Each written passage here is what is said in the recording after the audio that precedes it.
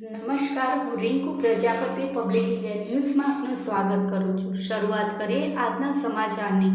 બોરસદના કસારી ગામે દાગીનાની વહેંચણીના મામલે મોટા ભાઈએ નાના ભાઈની હત્યા કરી। બોરસદ તાલુકાના કસારી ગામે કાશીપુરા વિસ્તારમાં ગઈકાલ રાત્રિના સુમારે માતા પાસે રાખેલ સોના ચાંદીના દાગીનાની વહેંચણી તેમજ જમીનના ભાગ બાબતે મોટા ભાઈએ નાના ભાઈનું ગળું દબાવી હત્યા કરી નાખી હતી।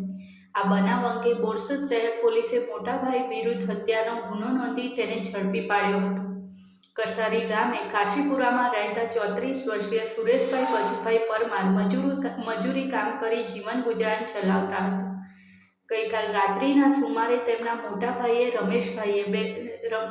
રમેશભાઈએ બહેનને ફોન કર્યો અને માતા પાસે રાખેલ સોના ચાંદીના દાગીના અપાવી દેવા જણાવ્યું હતું।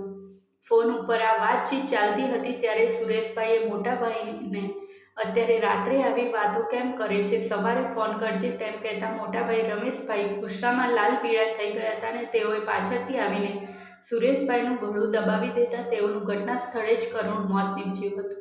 દરમિયાન આ ઘટનાની જાણ બોરસદ શહેર પોલીસને થતાં પોલીસની ટીમ ઘટના સ્થળે દોડી આવી હતી અને લાશનો કબજો લઈ પોસ્ટમોર્ટમ અર્થે કરમસદ ખાતેની શ્રીકૃષ્ણ હોસ્પિટલમાં મોકલી આપી હતી।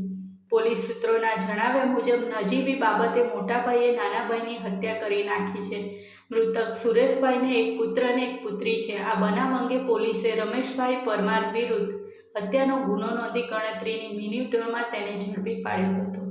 આ સાથે આજના સમાચારને સમાપ્ત કરે છે।